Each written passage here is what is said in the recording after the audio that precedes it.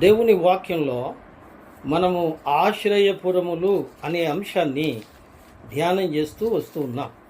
ఈ ఆశ్రయపురములు అనే దాంట్లో ఆశ్రయపురముల యొక్క ప్రాముఖ్యత, లాభాలు మనం ధ్యానం చేస్తూ వచ్చాం.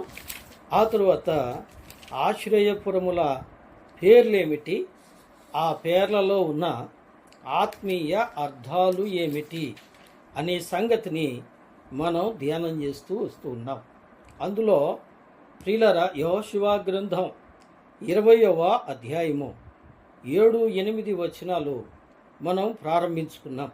ఈ 7-8 వచనాలు, అప్పుడు వారు నఫ్తాలీయుల మన్యములోని గలిలయలో కేదేషును, ఎఫ్రాయిమీయుల మన్యమందలి షెకెమును, యూదా వంశస్థుల మన్యమందలి హెబ్రోను అను కిరియతర్బాను ప్రతిష్ఠించిరి. తూర్పు దిక్కున యోర్ధాను అద్దరిని యెరికోనొద్ద రూబేనీయుల గోత్రములో నుండి మైదానము మీదనున్న అరణ్యములోని బేసెరును, గాదీయుల గోత్రములో నుండి గిలాదులోని రామోతును, మనీషీయుల గోత్రములో నుండి బాషానులోని గోలానును నియమించిరి. ఈ విషయాలు మనం జ్ఞాపకం చేసుకుంటూ వచ్చాం. ఈ విధంగా 1 కేదేషు అని, 2 షెకెము అని, 3 హెబ్రోను అని, ఇకపోతే 4 బేసెరు అని, 5 రామోతు అని, 6 గోలాను అని 6 పేర్లను గురించి మనం చదువుకున్నాం. ఇందులో మొదటిగా షెకెమును గురించి మనం కొంత సవిస్తరంగా ధ్యానం చేశాం. షెకెము అనగా పరిశుద్ధత అని. అందులో ఆ పరిశుద్ధతలోని ప్రాముఖ్యమైన అంశాలు, క్రీస్తు ప్రభు తనకు తానే పరిశుద్ధుడు అనే విషయాన్ని మనం జ్ఞాపకం చేసుకున్నాం. క్రీస్తు ప్రభువారు పరిశుద్ధుడు. రెండవది, ఆయన మనలను పరిశుద్ధులనుగా చేస్తున్నారు. పరిశుద్ధులనుగా ఎందుకంటే మనం పాపులం గనుక. మూడవది, ఆయన పరిశుద్ధతలో నడిపిస్తున్నారు అని. పరిశుద్ధతలో నడిపిస్తున్నారు అని. ఇక 4వదిగా, భక్తులు తడబడకుండా పరిశుద్ధతలో నిలబెడుతూ స్థిరపరుస్తూ ఉన్నాడు అని అనుకున్నాం. 5వది, ఆయన ప్రత్యక్షమైనప్పుడు ఆయన ఎదుట మనల్ని పరిశుద్ధులుగా నిలవబెట్టు శక్తి గలవాడు అని మనం అనుకున్నాం. ఈ విషయాలు మీరు విన్నారు కదూ. ఇక రెండవ విషయాన్ని కూడా, రెండవ పేరును కూడా మనం ప్రారంభించుకున్నాం. మీ జ్ఞాపకం ఉందనుకుంటా. రెండవ పేరు ఏమిటి అనగా షెకెము.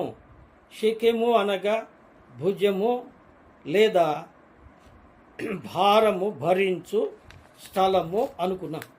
అందుకనే యోహాను రాసిన సువార్తలో 1వ అధ్యాయము 29వ వచనంలో మనం ఇలా చెప్పుకున్నాం: లోక పాపములు మోసుకొని పోవు దేవుని గొర్రె పిల్లైన ప్రభువును జ్ఞాపకం చేసుకున్నాం. ఆయన మన పాప భారాన్ని మోసాడు అని. రెండవదిగా, కీర్తనల గ్రంథం 68వ కీర్తన 19వ వచనంలో ఆయన మన అనుదిన భారములు భరించువాడు అని మనం జ్ఞాపకం చేసుకున్నాం. ఇక మూడవది, దేవుని బిడ్డలారా, ఆయన తన భుజముల మీద మనల్ని మోస్తూ ఉన్నాడు అనే సత్యాన్ని మనం జ్ఞాపకం చేసుకోవాలి. చూడండి, ద్వితీయోపదేశ కాండము 33వ అధ్యాయము త్వరగా మనం జ్ఞాపకం చేసుకుందాం. 12వ వాక్యం చివరి లైన్ 12వ వాక్యం.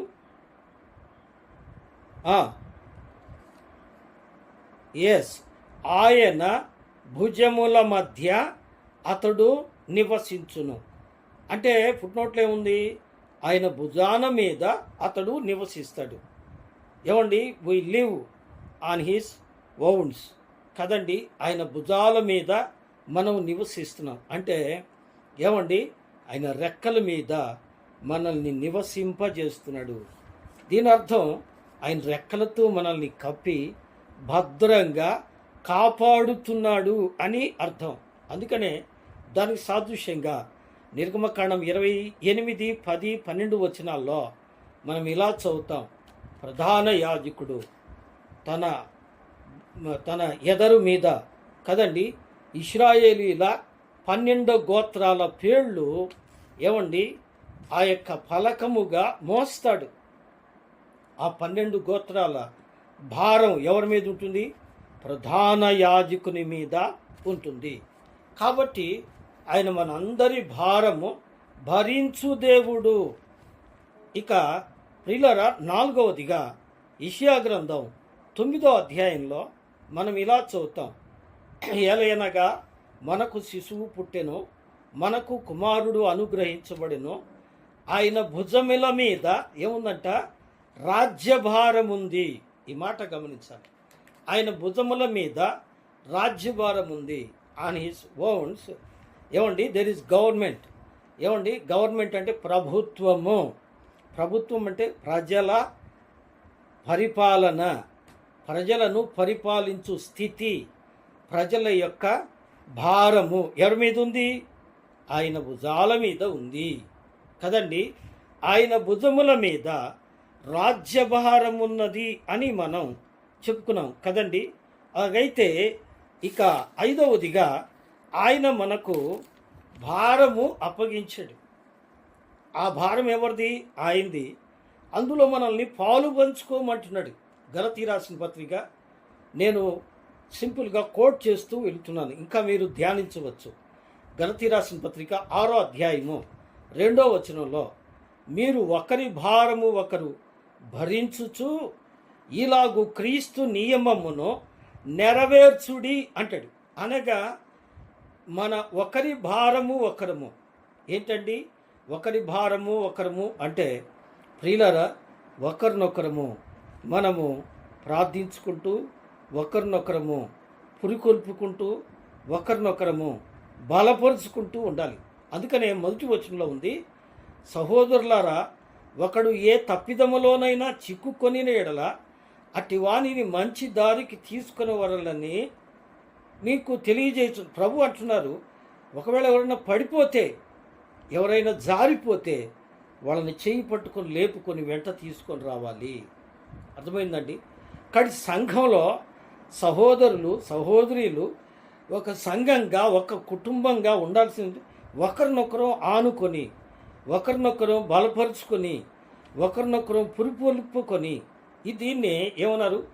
ఒకరి భారమును ఒకరు భరించుచు అంటాడు కదండి. అవును. 5వ వచనంలో అంటాడు, ఇదే గలతీ పత్రిక 6వ అధ్యాయం 5వ వచనంలో అంటాడు, ప్రతివాడు తన బరువు తానే భరించాలి అంటాడు. తన భారం భరిస్తూ అంటే మొదట తన కొరకు తను ప్రార్థన చేసుకుంటూ, అంత మాత్రమే కాదు తన తోటి వారి కొరకు కూడా ప్రార్థించాలి. అందులో నిజంగా మీరు మంచిగా చేస్తున్నారు అనేది నా యొక్క ప్రశంస ప్రభునందు. ఎందుకు అంటే అనేకుల కొరకు ప్రార్థించే ఆ యొక్క బుద్ధి, ఆ యొక్క ఆలోచన ప్రభు పెట్టిన భారము కదండి. మనం మన కొరకు ప్రార్థించుట మొదటి భారం అయితే మన భారం. రెండవది ఒకరి కొరకు ఒకరము కదండి. ఇది మంచి లక్షణం. ఇది ప్రభు ఇచ్చిన మేలుకరమైన లక్షణం. అంతేకాదు ప్రభువు మన మీద ఉంచిన భారాలు ఇంకొన్ని ఉన్నాయి. ఏమిటండి? సువార్త ప్రకటించు భారము నా మీద ఉన్నది అని పౌలు గారు అన్నారు. ఏమండి? కానీ సువార్త ప్రకటించే భారం ఎవరి మీద ఉంది? రక్షించబడిన దేవుని బిడ్డల మీద ఉన్నది. కానీ సువార్త భారాన్ని మనం మోయాలి. దీని గురించి కూడా కొన్ని వివరాలు ఇదివరకు మీకు చెబుతూ వచ్చాను. అర్థమైందండి? ఏంటి ఈ సువార్త భారాన్ని మోయటం అంటే? సువార్తను మోసుకుని వెళ్ళేవాళ్ళు, ప్రకటించేవారు, కష్టపడి చేసేవాళ్ళు. రెండవది ఆ పోయే వాళ్ళని పంపించేవారు, వారు కూడా మోస్తున్నారు ఆ భారం, వారికి సహాయం చేసేవారు కదండి. ఈ విధంగా సువార్త భారం. రెండవది మన తోటివారి భారం. మూడవది ప్రభు మనకు అప్పగించిన పరిచర్య భారం. ఇందులో చాలా ఉన్నాయి. సంఘ పరిపాలన భారం, సంఘంలో పరిచర్య చేయటం, సంఘానికి సహాయపడటం, ఇవన్నీ మన బాధ్యతలు. వీటిని ప్రభు మనకు అప్పగించారు కదండి. మనము క్రీస్తు అప్పగించిన భారములు మోయాలి. ఇందులో ఒకటి, ఆయన మన పాప భారమును మోస్తున్నారు. 2, అనుదినము మన భారమును ఆయనే భరిస్తున్నారు. 3, మనలను ఆయన భుజాల మీద మోసుకుంటూ వస్తున్నాడు. పసిబిడ్డను తల్లి నడుము మీద మోస్తుంది. తండ్రి అయితే ఏం చేస్తున్నాడండి? గొర్రెల కాపరి ఏమండి, ఆ యొక్క బాల గొర్రెను, పసి గొర్రెను ఏం చేస్తాడు చెప్పండి?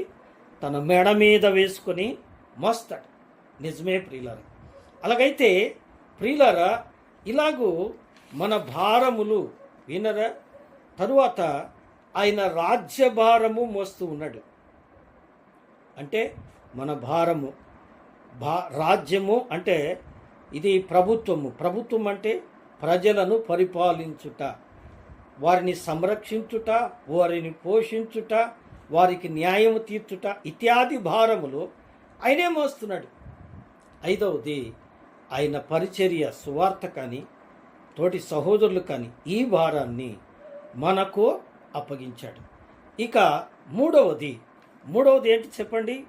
మూడవది, ఒకటి ఏమండి? కేదేశు. 2వది షెకెము. 3వది ఏంటండి? హెబ్రోను. అర్థమైందండి? హెబ్రోను. దీన్నే ఆదికాండం 23వ అధ్యాయము 2వ వచనంలోను, న్యాయాధిపతులు 1వ అధ్యాయం 10, 11 వచనాల్లో ఏమన్నారంటే కిర్యతర్బా అన్నారు. కిర్యతర్బా అనే పేరు దీనికి ఎందుకు పెట్టారు అంటే, అసలు ఈ పట్టణాన్ని అర్బా అనేవాడు కట్టాట. అందుకని అతడు దాన్ని కిర్యతర్బా అని పెట్టుకున్నాడు. తను కట్టాడు కనుక తన పేరు వచ్చేటట్టుగా దానికి పేరు పెట్టాడు. అయితే అది ప్రభు బిడ్డల చేతిలోకి వచ్చేటప్పటికి దానికి ఏం పేరు వచ్చిందండి? హెబ్రోను అనే పేరు వచ్చింది. ఇక ఈ హెబ్రోను అనే పేరుకు 3 అర్థాలు చెప్పుకోవచ్చు. ఒకటి, హెబ్రోను అనగా సహవాసము, ద ఫెలోషిప్. 2వది హెబ్రోము అనగా ప్రేమ, ద లవ్, ప్రేమ. 3వది హెబ్రోను అనగా అన్యోన్య సంబంధము. ఏమండి? ఈ 3 రకాల పేర్లు వస్తాయి. ఇందులో ఎక్కువగా ప్రాచుర్యంలో ఉన్న భావం ఏంటంటే సహవాసము, ద ఫెలోషిప్. దీని గురించి మనం కొంత చెప్పుకుందాం. త్వరగా చదవండి. మొట్టమొదటిగా సామెతల గ్రంథం 8వ అధ్యాయము, సామెతల పుస్తకం 8వ అధ్యాయము 30-31 వచనాల్లో ప్రభు ఇలా చెప్తున్నారు. చదవండి.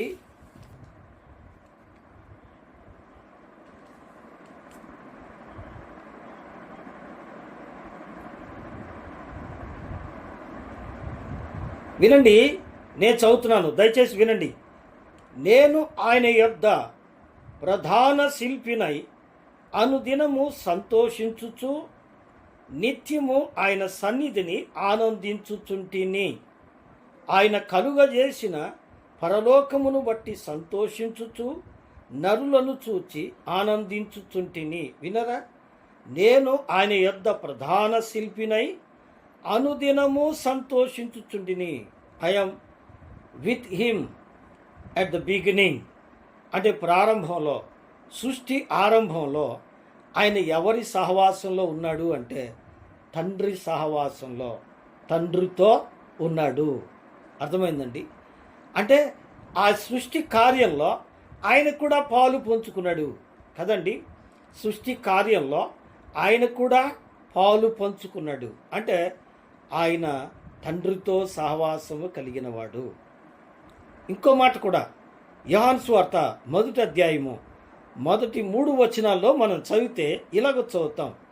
ఆదియందు వాక్యముండెను, వాక్యము దేవుని యొద్ద ఉండెను, వాక్యము దేవుడై ఉండెను. ఆయన ఆదియందు ఎక్కడున్నాడు? దేవుడి దగ్గర ఉన్నాడు కదండి. ఆయన ఆదిలో ఎక్కడున్నాడు? దేవుడితో ఉన్నాడు. ఏమండి? ఆయన సావాసము తండ్రితో ఏమండి. అంతేకాదు యోహాను సువార్త 10వ అధ్యాయము 30వ వచనంలో ఇలా అంటాడు, నేనును నా తండ్రియు ఏకమై ఉన్నాము. అర్థమైందండి. కుమారుడు తండ్రితో ఉన్నాడు. కాబట్టి మొట్టమొదటిది తండ్రి సహవాసము. మొట్టమొదటిది ఏం చెప్పండి? సహవాసము అంటే తండ్రి సహవాసము. ఇక రెండవది కొరింథీయులకు రాసిన మొదటి పత్రిక 1వ అధ్యాయము 9వ వచనం. కొరింథీయులకు రాసిన మొదటి పత్రిక 1వ అధ్యాయము 9వ వచనం. మన ప్రభు అయిన చదవమ్మా.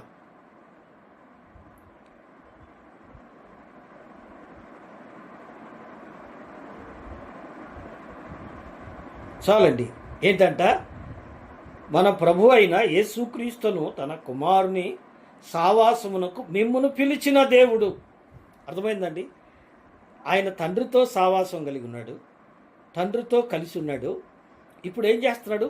తండ్రి సావాసానికి మనల్ని పిలుస్తున్నాడు. ఇక్కడ కొన్ని విషయాలు మనం గమనించాలి. తండ్రితో మనం లేమా? ఏమండి, ఇలా చెప్పుకుంటూ పోతే టైం వేస్ట్ అయిపోతుంది. అందుకే త్వరగా వెళ్తున్నాను. తండ్రితో మొట్టమొదటి మనం సావాసము కలిగి ఉన్నాం, తండ్రితో ఉన్నాం. అయితే ఆ సావాసాన్ని కోల్పోయాము. అర్థమైందండి. మొట్టమొదట తండ్రితో సావాసం కలిగి ఉన్నాం. అందుకే ఆదాము అవ్వలు చల్లబోట ఆయనతో ఉన్నారు. అయితే ఆజ్ఞ అతిక్రమించి పాపం చేసి ఏం చేశారండి? ఆయన సావాసాన్ని కోల్పోయి ఏదేను వనము నుండి తోలివేయబడ్డారు. తిరిగి ఆ సావాసాన్ని దేవునితో ఇవ్వడానికే ప్రభువారు మన కోసం ఈ లోకానికి వచ్చారు. ఈ సత్యాన్ని గమనించాలి. అందుకని కుమారుడు తండ్రితో సావాసం ఇవ్వడానికి కుమారుడు ఈ లోకానికి వచ్చాడు. అందుకే తన కుమారుని సహవాసానికి మిమ్మును పిలిచిన దేవుడు. ఇక్కడ హెబ్రోను అనే మాట ప్రియులారా సహవాసము. ఈ సహవాసం అనే మాట గ్రీకులో 3 భావాలు వస్తాయి. ఒకటిది ఏమండి, బిజినెస్ ఫెలోషిప్ అంటారు. బిజినెస్ ఫెలోషిప్ అంటే పని సహవాసము. ఏమండి, పనిలో సహవాసము, కోవర్కర్ కదండి. ఈ మాట మీకు బాగా తెలుసు వాక్యంలో. ఏమండి, కొరింథీయులకు రాసిన పత్రిక 1 కొరింథీ 3వ అధ్యాయంలో ఉంది, మేము దేవుని జత పనివారము. We are the coworkers of God కదండి. మనం దేవునితో జత పనివారం అంటే కలిసి పనిచేస్తున్నాము. అర్థమైందండి, కలిసి పనిచేస్తున్నాము. రెండవది ఏమండి, స్నేహితుల సహవాసము. గ్రీకులో రెండో భావం స్నేహితుల సహవాసము. యోహాను సువార్త 5వ అధ్యాయం 14-15 వచనంలో ఇలా ఉంది, సహవాసానికి సమస్తము తెలియజెప్పు విధంగా ప్రభు మనల్ని తన స్నేహితులుగా పిలుచుకున్నాడు. ప్రభు అన్నారు, మీరిక నా స్నేహితులై ఉన్నారు అన్నాడు కదండి. స్నేహితుల మధ్య ఏమండి దాపరికాలు ఉండవు, పొరపచ్చాలు ఉండవు. కానీ స్నేహితుల సహవాసము. ఇక మూడవది ఏంటి అంటే, మూడవది వివాహ సంబంధమైన సహవాసం. ఇక్కడ ఒక మాట చెప్పి నేను ముందుకు వెళ్తాను. వివాహం చేసుకున్నప్పుడు ఏమండి భర్తకు భార్యకు మధ్య ఏమొస్తుందండి? It's a fellowship. ఎటువంటి ఫెలోషిప్ అంటే సమానత్వము వస్తుంది. భర్తతో భార్య సమానము, భార్యతో భర్త సమానము. ఉదాహరణ, రూతు బీదరాలు. ఎటువంటి బీదరాలు అంటే ఆమె తిండికి లేక పరిగెనో ఏరుకుంటుంది.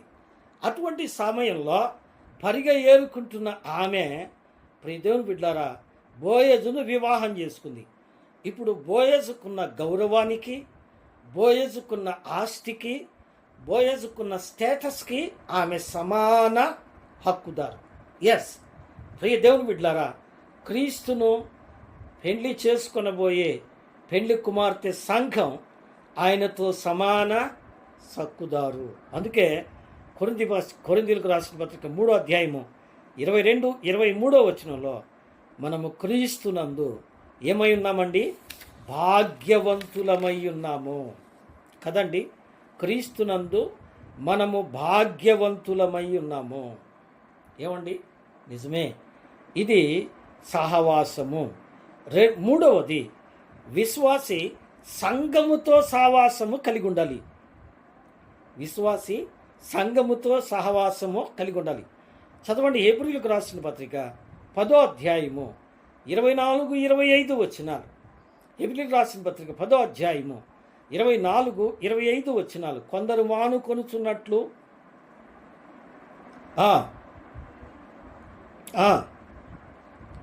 హెచ్చరించుచు చూచిన కొలది అలాగు చేయుచు చేయుటకును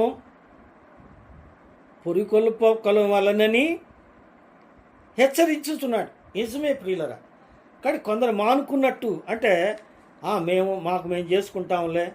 ఏమండి, కుటుంబంలో పదే పదే చెప్తూ వచ్చాను.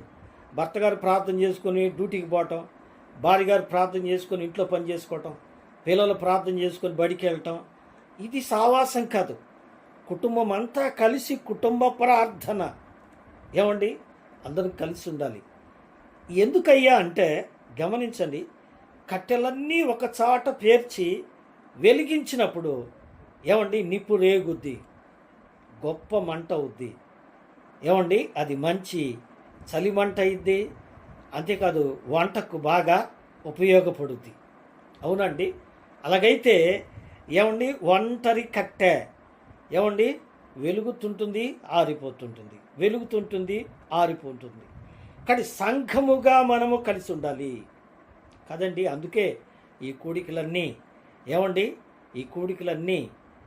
బైబిల్ స్టడీ అని, ఏమండి స్త్రీల సమాజం అని, సహోదరుల కూడిక అని, ప్రార్థనా కూడికని, ఆరాధనా కూడికని మనం కలుసుకొని ఒకరినొకరు పురికొల్పుకుంటూ బలపరుచుకుంటూ ప్రభు రాకడకు మనం ఒకరినొకరు ఏం చేయాలండి, సిద్ధపరుచుకోవాలి.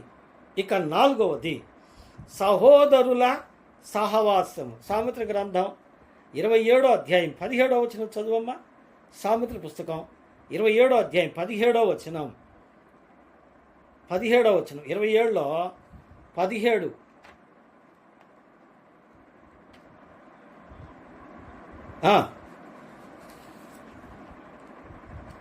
అతడు తన చెలుకానికి ఎప్పుడు ఇస్తాడట, వివేకము.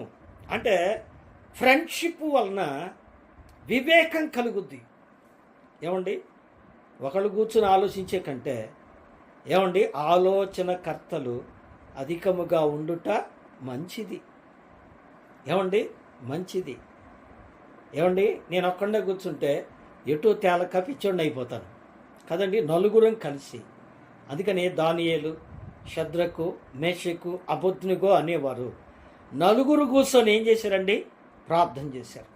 ఎప్పుడైతే వారు ఐక్యంగా కూర్చొని ప్రార్థించారో ఆ ప్రార్థన వలన దైవ ఉద్దేశం, చిత్తము దానియేలుకు బయలుపరచబడింది. రాజుకు ఆ కల భావం చెప్పగానే అనేకుల ప్రాణము దక్కింది కదండి. ఇక్కడ సహోదరుల సహవాసము. ఇక 5వది దేవుని పిల్లలు చేయకూడని సహవాసం ఒకటి ఉంది. అదేంటది? కొరింథీయులకు రాసిన మొదటి పత్రిక 15వ అధ్యాయము 33వ వచనం. కొరింథీయులకు రాసిన మొదటి పత్రిక అండి 15వ అధ్యాయము 33వ వచనం. 33.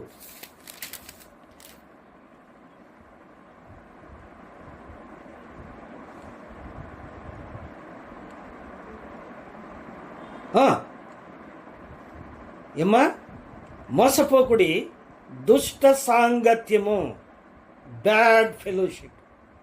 ఏమండి, దుష్ట సాంగత్యము, చేయకూడని సాంగత్యము. దీని మీద కూడా మాట్లాడవచ్చు, అయ్యగారు మాట్లాడతారు తర్వాత. దీన్ని కొరింథీ పత్రికలో అన్నారు. ఏమండి, క్రీస్తుకు బెలియాలతో ఏమి పొత్తు? ఏమండి, విశ్వాసికి అవిశ్వాసితో పాలెక్కడ? ఇక్కడ చేయకూడని సహవాసం. అలా చేస్తే ఏమవుద్దండి, మంచి నడవడిని ఏం చేస్తుందంట, చెడగొడుతుంది. కాబట్టి దేవుని బిడ్డలు చేయకూడని సహవాసము. ఏమండి, చేయకూడని సహవాసము. 2 తిమోతి 4:10 అంటాడు, దేమ ఇహలోకమును స్నేహించినందున దేవునికి ఏమయ్యాడు? దూరస్థుడైపోయాడు. కానీ దేవుని బిడ్డలు చేయకూడని సహవాసం. ఒకటి హెబ్రోను అనగా దేవునితో సహవాసము, అంటే తండ్రితో సహవాసం. రెండవది కుమారునితో సహవాసం. మూడవది సంఘముతో సహవాసం. నాలుగవది సహోదరుల సహవాసం. ఐదవది దుష్ట సహవాసము. ఏమండి, ఈ 4 మేలే కానీ 5వది మాత్రం చాలా కీడు. అది చెయ్యకుందుముగాక. ఇక 4వ పేరులోకి వద్దాం. ఇప్పుడు చెప్పండి, 4వ పేరేంటి? మొదటిది బేసేరు. మొదటిది ఏంటండి? కేదేశు. రెండవది షెకెము. మూడవది హెబ్రోను. మీరు అర్థం చేసుకోవాలని మరలా అడుగుతున్నాను, దయచేసి అపార్థం చేసుకోకండి. మూడవది హెబ్రోను అనగా సావాసము. నాలుగవది బేసేరు. బేసేరు అనగా దుర్గము అని అర్థం. ఏమండి, బేసేరు అనగా దుర్గము. ఏమండి, 46వ కీర్తనలో మనం చదువుతాం, దేవుడు మనకు ఆశ్రయమును దుర్గమునై ఉన్నాడు. ఇప్పుడు రండి, సామెతల గ్రంథం 18వ అధ్యాయము 10వ వచనం. సామెతల గ్రంథం 18వ అధ్యాయము 10వ వచనం. యెహోవా నామము బలమైన దుర్గము, నీతిమంతులు అందులోనికి పరుగెత్తుకొని పోయి ఎట్టుంటారు? సురక్షితముగా. They live safely. అర్థమైందండి? యెహోవా నామము. కాబట్టి ఇప్పుడు క్రీస్తు యేసునందున్న వారికి ఏం లేదండి, ఏ శిక్షా విధి లేదు. కాబట్టి ఆ నామము క్రీస్తు నామము. క్రీస్తు నామములో ఉన్నవారు ఎక్కడున్నట్టు? ఏమండి, తుఫాను షెల్టర్. తుఫాను వచ్చినప్పుడు ఏం చేస్తారు చెప్పండి? షెల్టర్కి తీసుకెళ్తారు. అది క్షేమస్థలం. తుఫాను వచ్చినప్పుడు పక్కా ఇళ్ళు కూలిపోవచ్చు, గుడిసెలు పాకలు కూలిపోవచ్చు. అందుకని ఏం చేస్తారండి? షెల్టర్కి తీసుకెళ్తారు. ఏమండి, క్షేమకరమైన స్థలము. ప్రియ స్నేహితుడా, ఈ లోకంలో క్షేమం లేదు. ఏమండి, ఈ లోక బంధువులలో క్షేమం లేదు, రక్త సంబంధుల్లో క్షేమం లేదు. నీకు క్షేమం ఎక్కడుందంటే క్రీస్తులో ఉంది. ఆయన నిన్ను బాధ్యతగా భద్రంగా ఉంచుతాడు. అందుకనే 91వ కీర్తనలు అంటాడు, ఆయన రెక్కల కింద నీకు ఆశ్రయమో కలుగును. ఆయన రెక్కల కింద ఏం చేస్తాడట? ఆశ్రయమో కలుగును. ప్రభువే అన్నారు, కోడి తన పిల్లలను రెక్కల కింద చేర్చుకొనినట్లు నేను మిమ్మును చేర్చుకొంటిని అంటాడు కదండి. ఆయన తన రెక్కల కింద మనల్ని చేర్చుకున్నాడు. ఏమండి, నేను ఇదివరకు చెప్తూ వచ్చాను, నా స్నేహితుడు ఆయన దైవ సేవకుడే. నేను సేవ ప్రారంభించిన కొత్తల్లో నాకు కొన్ని కోడి పిల్లలు, ఒక తల్లి పిల్లను ఇచ్చాడు. ఇచ్చినప్పుడు ఇవి పెంచు, నీ దగ్గర ఉంచుకో, ఇవి పెరిగిన తర్వాత తల్లి మాత్రం ఇక్కడే ఉంచుకో, పిల్లల్ని చెరుసగం చేసుకుందామనే ఒప్పందంతో ఆయన వెళ్ళాడు.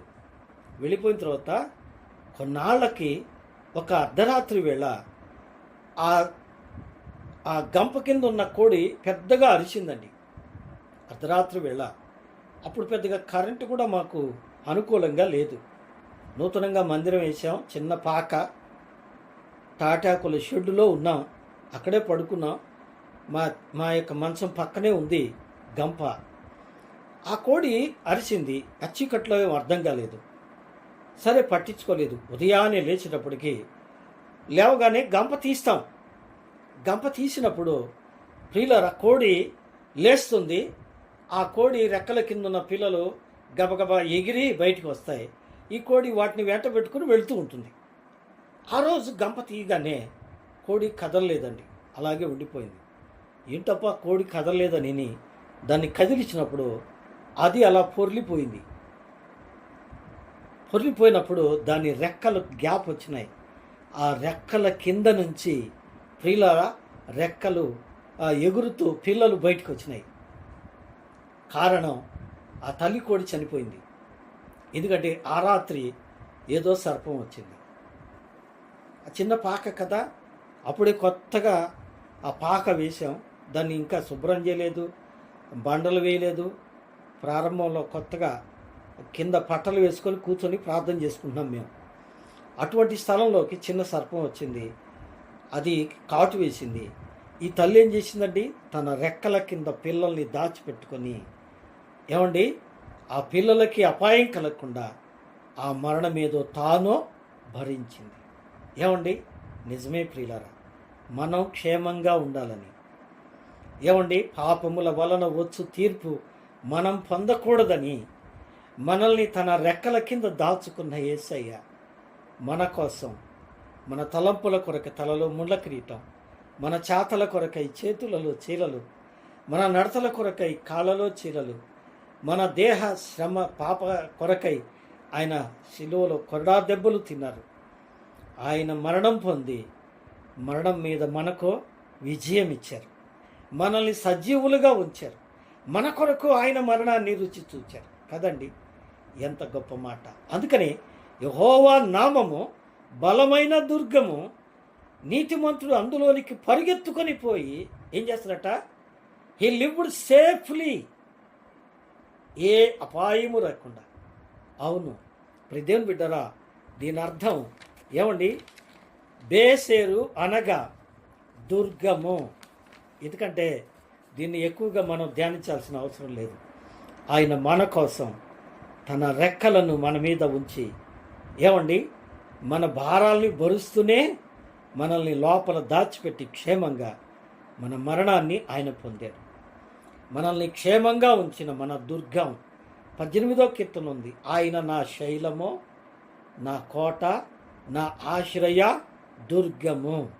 నిజమే ప్రియులారా, ప్రభు మనకు చూపిన ఆ ప్రేమ ఎన్నలేనిది, మనము ఎన్నడూ మరచిపోలేని గొప్ప ప్రేమ. ఇక ఐదవది ఏంటండి, రామోతు.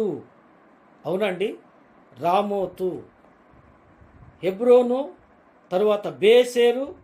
హెబ్రోను అనగా సావాసము, బేసేరు అనగా దుర్గము. ఇక రామోతు అనగా మహిమోన్నతము. ఏమండి, మహిమోన్నతము. రామోతు అనే పేరుకు మహిమోన్నతము అని అర్థం. ఇప్పుడు మనం చదువుకుందాం పరిశుద్ధ దేవుని గ్రంథంలో నుండి యెషయా గ్రంథం 44వ అధ్యాయము. యెషయా గ్రంథం అండి 44వ అధ్యాయము 23వ వచనం చదవండి. 23వ వచనం 44లో,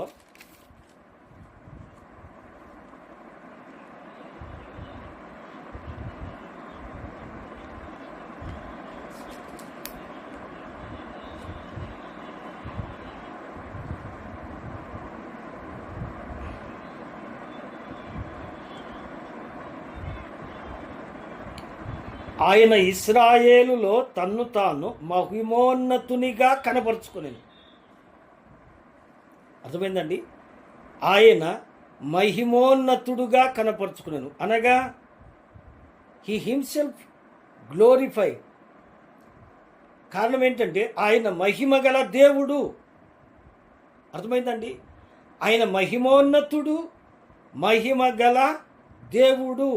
అవును, అందుకే ఇప్పుడు కొత్త నిబంధనలోకి రండి. ఇంకొక మాట కూడా మనం చదువుదాం.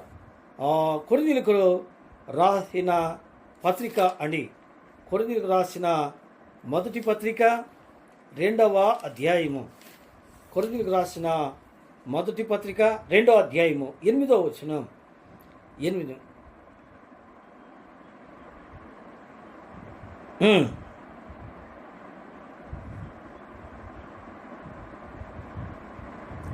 మహిమా స్వరూపియకు ప్రభువు. అర్థమైందండి, ఆయన మహిమోన్నతుడు, మహిమ ఉన్నతమైన మహిమ కలిగినవాడు, మహిమా స్వరూపియకు ప్రభువు. ఇక్కడ ఇంకొక తలంపు కూడా మనం జ్ఞాపకం చేసుకోవాలి.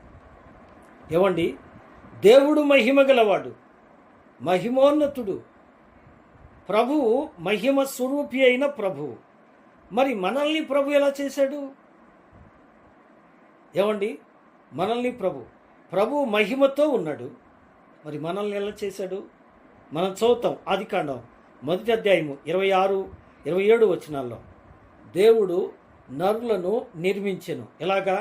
ఆయన పోలిక చొప్పున, ఆయన స్వరూపమందు. ఆయన పోలిక ఏంటి? ఆయన స్వరూపం ఏంటి? మహిమ స్వరూపం. అంటే మనుషులు కూడా ఏమై ఉన్నారు? మహిమ గలవారై ఉన్నారు. ఇప్పుడు ఇంకోటి రండి, 11వ అధ్యాయం, కొరింథీయులకు రాసిన మొదటి పత్రిక 11వ అధ్యాయము 11వ అధ్యాయము, కొరింథీయులకు రాసిన మొదటి పత్రిక అండి. చదువుమా.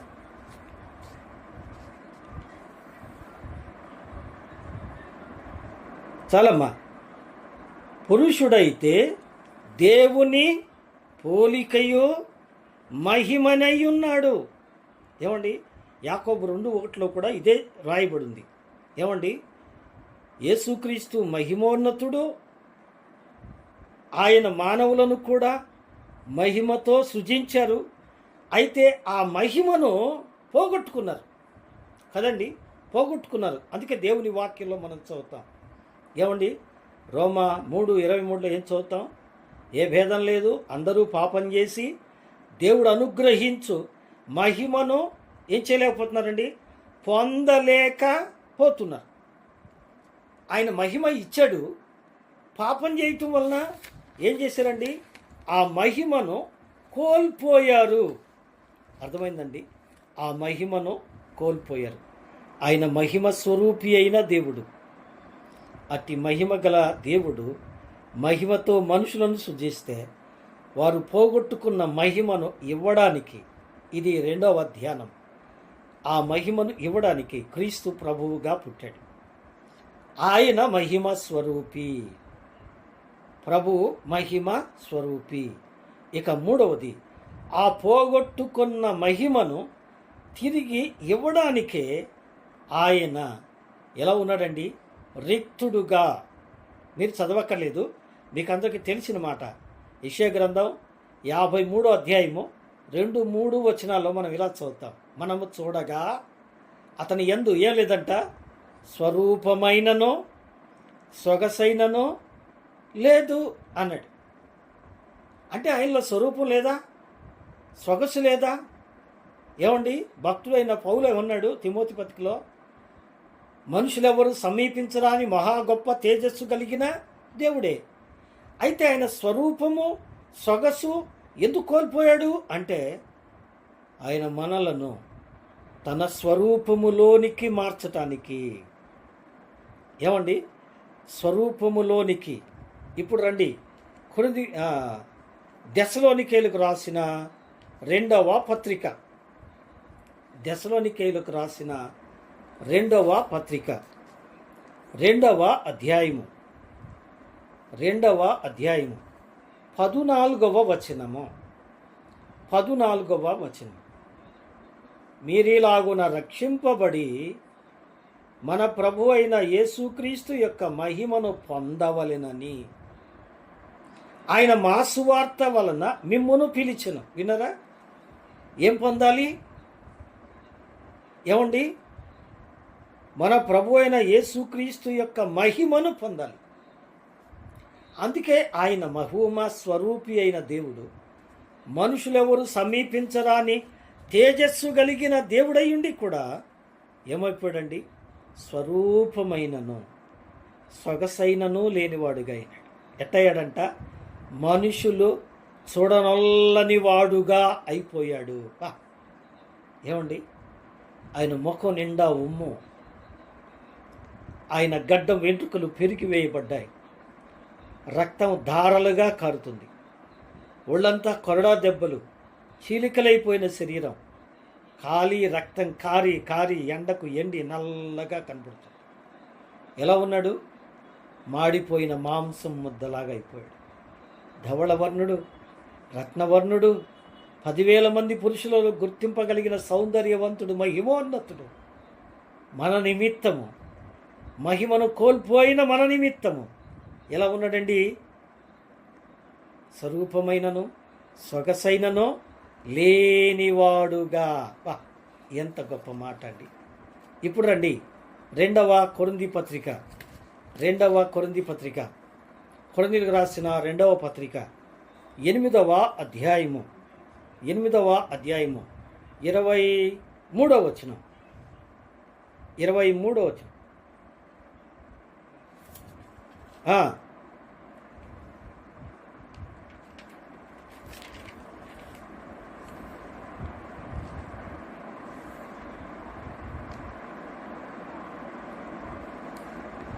ఉన్నారట? దైవజనుడా, నువ్వేమై ఉన్నావు? నేను కూడా అంటానండి అప్పుడప్పుడు, నా అంత దరిద్రుడు లేడు, నా అంత వేస్ట్గాడు లేడు అని నేను అనుకుంటా, ఎందుకంటే దుఃఖం కలిగినప్పుడు. ఎస్, కానీ మనం ఏమై ఉన్నాము?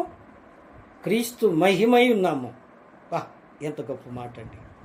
ఆయన మనల్ని మహిమతో నింపాడు. క్రీస్తు రక్తంలో కడగబడిన మనము ఆయన మహిమను పొందుకున్నాము. ఇక 4వది ఏమండి? ఆ మహిమను వి మస్ట్ రిఫ్లెక్ట్. ఏమండి? కొరింథీయులకు రాసిన 2వ పత్రిక 3వ అధ్యాయము 18వ వచనం చదువమ్మా. 18వ వచనం.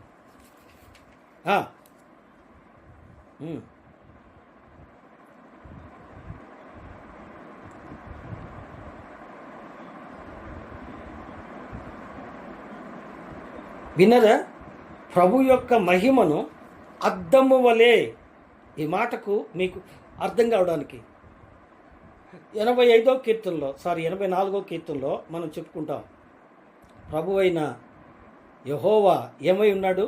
సూర్యుడునో కేడమునై ఉన్నాడు. సూర్యుడు ప్రభువు, చంద్రుడు విశ్వాసి అనుకుందాం. సూర్యుడి వెలుగు ఏమవుతుంది చెప్పండి? చంద్రుడి మీద పడుతుంది. ఆ చంద్రుడి మీద పడ్డ వెలుగు రిఫ్లెక్ట్ అయ్యి వెన్నెలగా భూమి మీద పడుతుంది. కాబట్టి ఆ మహిమను ఏం చేయాలండి? రిఫ్లెక్ట్ చేయాలి. ఏమండి? రిఫ్లెక్ట్ కదండి, అంటే ప్రకాశింప చేయాలి.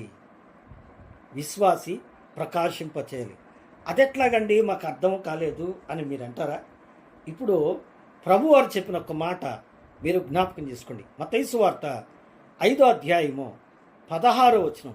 మనుష్యులు మీ సత్క్రియలను చూచి పరలోకమందున్న మీ తండ్రిని మహిమపరచబడినట్లు వారి ఎదుట మీ వెలుగును అనగా సత్క్రియలను ప్రకాశింప చేయుడి. Reflect the glory of God. ఏమండి? దేవుని ప్రభువు మనకిచ్చిన మహిమను లోకానికి ప్రతిబింబింపజేయాలి.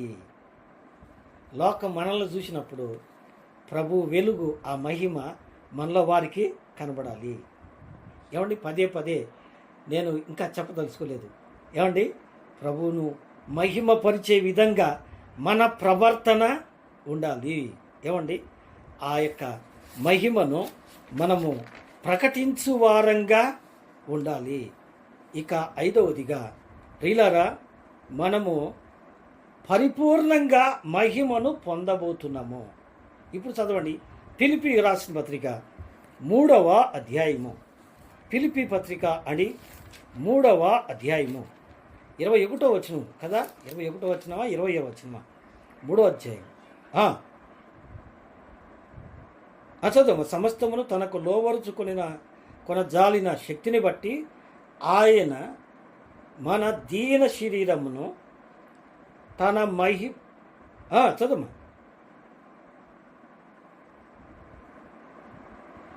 ఆయన మన దీన శరీరమును, బాగా అర్థం చేసుకోండి, తన మహిమ గల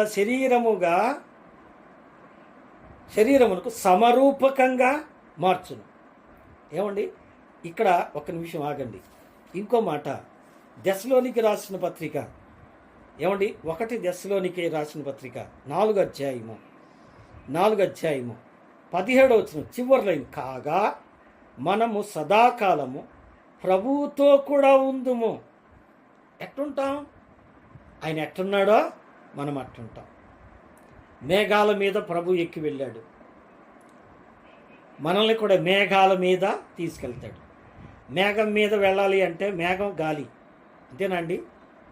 అదేమి ఏమండి ఐరన్ వాహనం కాదు, సిమెంట్ వాహనం కాదు కదండి. ఇక్కడ మేఘం మీద వెళ్ళాలంటే మహిమ దేహం కావాలి. ఇక్కడ మనం వెళ్ళాలంటే ఏం కావాలి? మనకు కూడా మహిమ దేహం.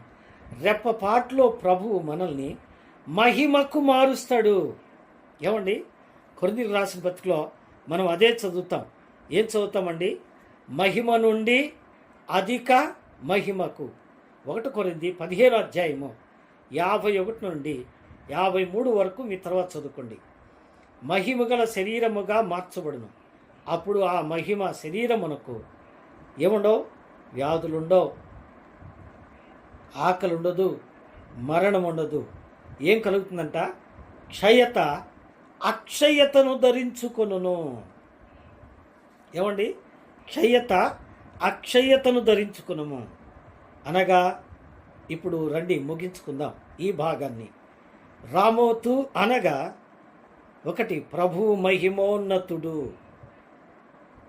2 ఆయన మనల్ని మహిమగల వారుగా సృజించాడు, 3 మానవులు పోగొట్టుకొనిన మహిమను తిరిగి ఇవ్వడానికి ఆయన ఈ లోకానికి వచ్చి తన మహిమను కోల్పోయి మరణించి తిరిగి లేచాడు, 4 విశ్వాసి ప్రభు యొక్క మహిమను ఆ యొక్క మహిమయై ఉన్నాడు కదండి. ఆ యొక్క మహిమనై ఉన్నాడు కాబట్టి ఆ మహిమను తిరిగి ప్రతిఫలింప చేయాలి. 5వ మాట, ఆ మహిమను మనము తిరిగి ప్రతిఫలింప చేయాలి. ఆఖరి మాట ఏంటంటే, ఆయన మనలను తన మహిమకు తగిన విధంగా మహిమ శరీరముతో నింపుతాడు కదండి. ముగించుకుందాం. చివరి మాట, ఈ మాట చెప్పి నేను ముగిస్తాను. 6వ మాట ఏం చెప్పండి? 6వ మాట, 6వ పేరు గోలాను. గోలాను గోలాను అనగా చుట్టూ ప్రదేశము, ఎదురు చూచు ఆనందము అని 2 అర్థాలు వస్తాయి. చుట్టూ ప్రదేశము అంటే వృత్తము, వృత్తము అంటే సమాన వ్యాసార్థము కలిగినది అని అర్థం. అర్థమైందండి? అంటే దాని యొక్క కొలతంతా ఒకటే. దీని అర్థం ఏంటి? ప్రభువు మనల్ని ఏ కొరత లేకుండా సమానంగా ప్రేమిస్తున్నారు. 2వ అర్థం ఏంటంటే ఆనందము, ద హ్యాపీనెస్. కాబట్టి ఆనందము, దుఃఖంలో ఉన్నవారిని ఆనందపరచడానికి ప్రభు వచ్చారు. ఏమండి? దుఃఖంలో ఉన్నవారిని ఆనందపరచడానికి ప్రభువు వచ్చారు. ఏమండి? ఇప్పుడు కొన్ని మాటలు చూద్దాం. తీతు పత్రిక 2వ అధ్యాయము. తీతు పత్రిక అండి 2వ అధ్యాయము. తీతు పత్రిక అండి 2వ అధ్యాయము. 2వ అధ్యాయము 12వ వచనం. మనము భక్తిహీనతను, ఇహలోక సంబంధమైన దురాశలను విసర్జించి శుభప్రదమైన నిరీక్షణ నిమిత్తము అనగా మహాదేవుడును మన రక్షకుడైన యేసుక్రీస్తు యొక్క మహిమ యొక్క ప్రత్యక్షత కొరకు ఎదురు చూచుచు ఈ లోకములో స్వస్థ బుద్ధితోనూ నీతితోనూ భక్తితోనూ బ్రతుకుచుండవలనని మనకు బోధించుచున్నది. ఈ లోకంలో మనం ఎలా ఉన్నాం? ప్రభువు కొరకు నిరీక్షిస్తూ ఉన్నాము. ఈ నిరీక్షించుచున్న వారికి ప్రభు ఏమిస్తారు అండి? సంతోషము ఇస్తారు. సంతోషము. పేతురు రాసిన 2వ పత్రిక, దయచేసి ముగిస్తాను, శ్రద్ధతో వినండి. పేతురు రాసిన 2వ పత్రిక, పేతురు రాసిన 2వ పత్రిక అండి. పేతురు రాసిన 2వ పత్రిక 3వ అధ్యాయము 12వ వచనం. 3వ అధ్యాయము ఉమ్, ఉమ్.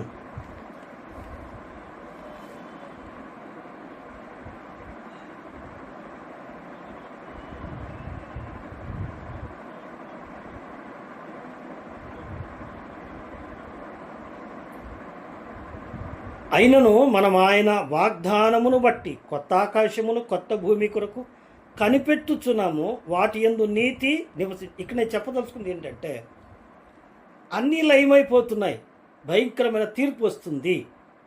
అయితే మన నిరీక్షణ ఏంటి? ప్రభువు మనకు నెమ్మది, సంతోషము ఇవ్వనై ఉన్నారు. అందుకని మనము ఆయన వాగ్దానాన్ని బట్టి ఆయన యొక్క ఆనందం కొరకు, క్రొత్త ఆకాశం కొరకు, క్రొత్త భూమి కొరకు ఏం చేస్తున్నాం? కనిపెడుతూ ఉన్నాము. ఇప్పుడు రండి, పేతురు రాసిన మొదటి పత్రిక మొదటి అధ్యాయము 8వ వచనం. మీరు ఆయనను చూడకపోయినను ఆయనను ప్రేమించుచున్నారు, ఇప్పుడు ఆయనను కనులారా చూడకయే విశ్వసించుచు మీ విశ్వాసమునకు ఫలమును అనగా ఆత్మరక్షణను పొందుచు. బాగా వినాలి. చెప్పన సఖ్యమును మహిమాయుక్తమునైన సంతోషము గలవారై ఆనందించుతున్నారు. ఇక్కడ నేను వరుసగా చెప్తూ వచ్చింది, మనం రక్షించబడ్డ తరువాత మనం ఎదురు చూసేది, అయ్యో ఈ బాధలు తొలగిపోయి, ఈ కష్టాలు తొలగిపోయి సంతోషం ఎప్పుడు కలుగుతుందో అని ఆశతో ఎదురు చూస్తున్నాం. అది ఎక్కడుంది? ప్రభు దగ్గర ఉంది. ప్రభు మన కొరకు తీసుకొస్తున్నాడు. ఇక్కడ తీసుకొచ్చే ఆ ఆనందకరమైన రాజ్యం కొరకు మనం కనిపెడుతూ ఉన్నాం. అందుకని ఇక్కడ అంటాడు, ఇప్పుడు ఆయనను కనులారా చూడకపోయినా విశ్వసించారు, మీ విశ్వాసమునకు ఫలము అనగా ఆత్మరక్షణ పొందుచు ఏం పొందుతున్నారు? చెప్పన సఖ్యమును మహిమాయుక్తమైన సంతోషము గలవారై. ఏం సంతోషమట? చెప్పన సఖ్యమును మహిమాయుక్తమైన సంతోషం. ఇంకొక మాట కూడా నేను జ్ఞాపకం చేస్తాను. ఫిలిప్పీలకు రాసిన పత్రిక 4వ అధ్యాయము చూడండి, 4వ వచనం. ఆనందించుడి,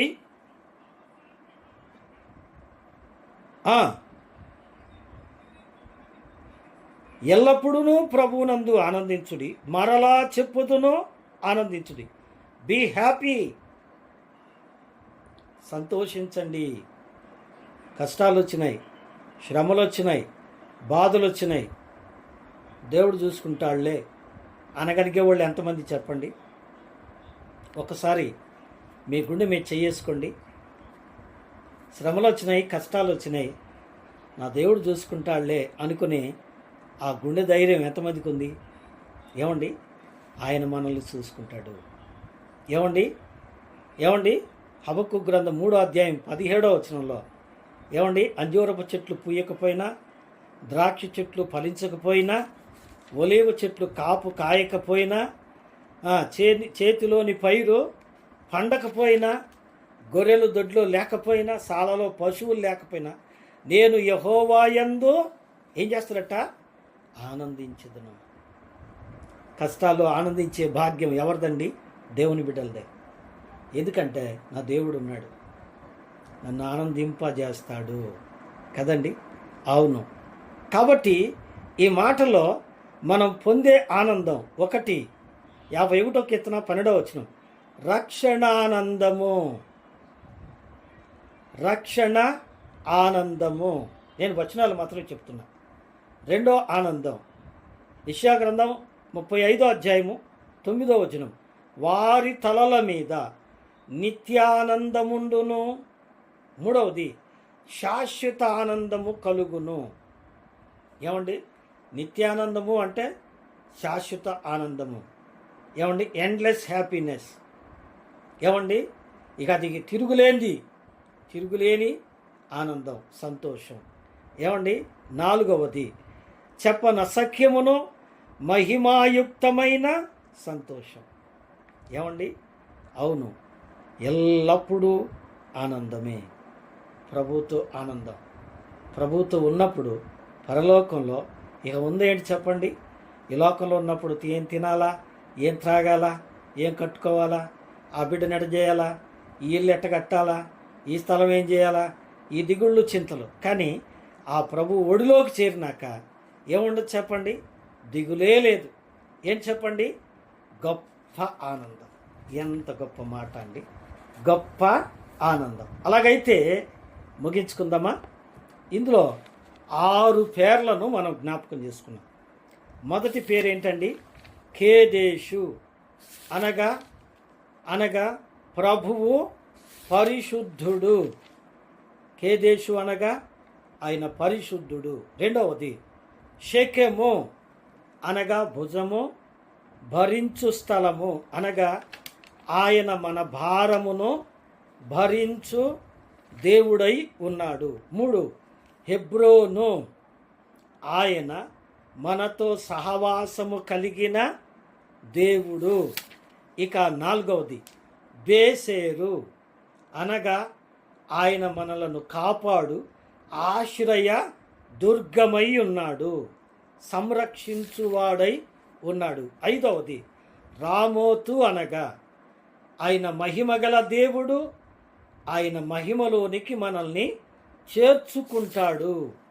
ఇక 6వది ఏంటండి? గోలాను అనగా ఆయన ప్రేమ కొరత లేనిది, ఆయన నిత్య ఆనందము మనకు కలుగజేయు ఆనందింపజేయు దేవుడై ఉన్నాడు.